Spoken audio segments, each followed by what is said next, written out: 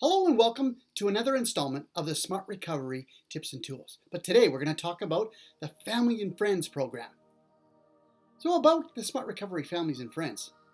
Smart Recovery for Families and Friends provides support and tools for people who are affected by addictive behavior of someone close to them. The program aims to help participants develop more effective coping strategies and find greater sense of fulfillment in their own lives.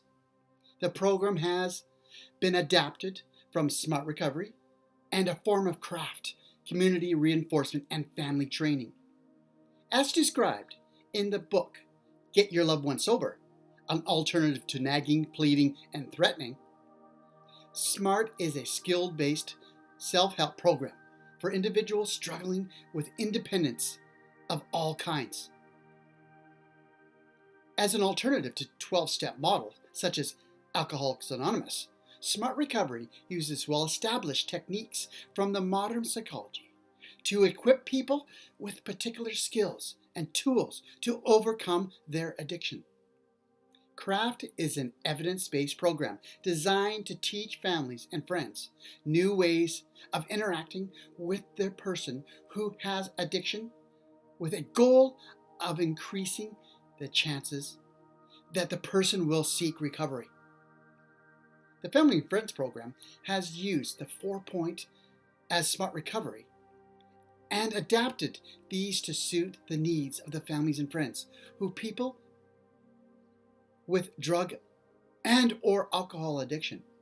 These points are as followed. Number 1, build and maintain motivation. Number 2, cope with urges and cravings.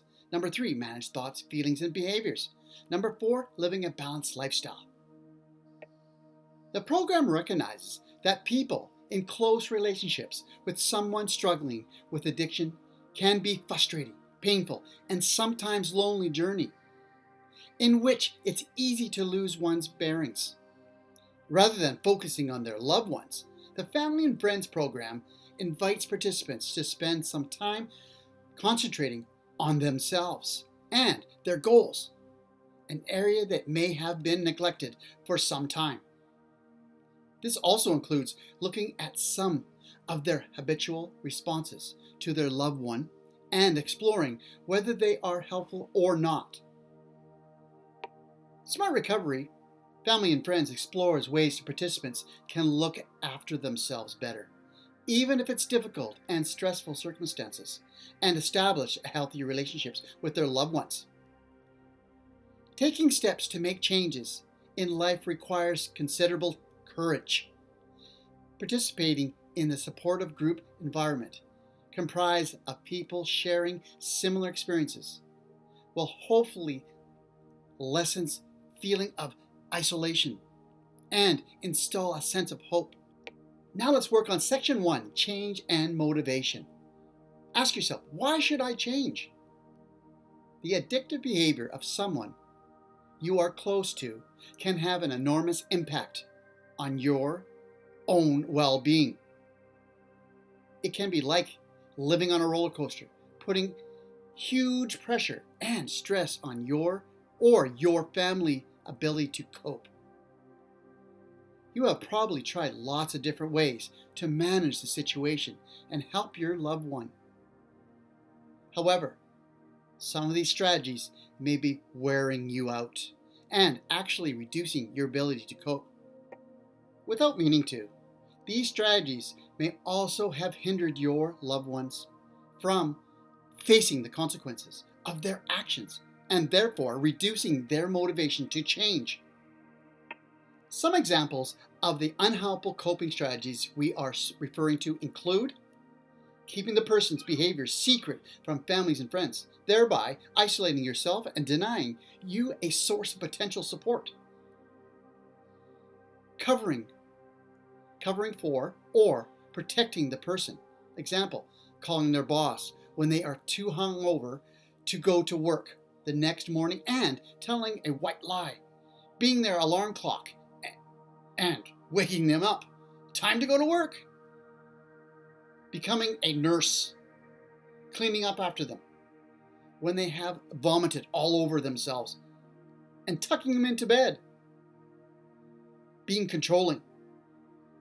Trying to physically stop the person from using by doing things like flushing drugs down the toilet, pouring alcohol down the sink, or physically restraining them in some way. Supplying them to keep them safe.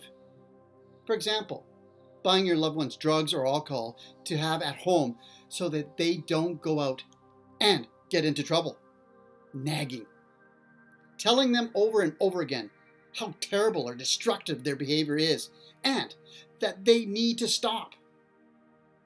Pleading with them to stop using, especially when they are under the influence of drugs or alcohol and therefore not into irrational frame of mind. Trying harder to be better parent, partner, friend, exhausting yourself by trying to be more giving and more understanding, often out of the sense of responsibility or even guilt. Obsessing over the addictive behavior. Continually thinking about your loved one, leaving no time for thinking about your own needs or those of your family members. Rescuing them when things get tough. For example, giving them money when they have run out due to their drug or alcohol use. Are you coping and helping behaviors working? So these are some questions for you to ask to yourself. Think of some examples of what you have done to try to cope with the situation and get your loved one to stop using. You can write them down on a piece of paper. Number 2, write down and reflect on what has and what hasn't worked from the list above. A point of discussion. The only person whose behaviors you can control is you. Setting clear boundaries, respecting yourself, and focusing on your own life enables you to stay sane and cope better. It also allows the loved one to experience the consequence of their own actions and make informed choices for themselves.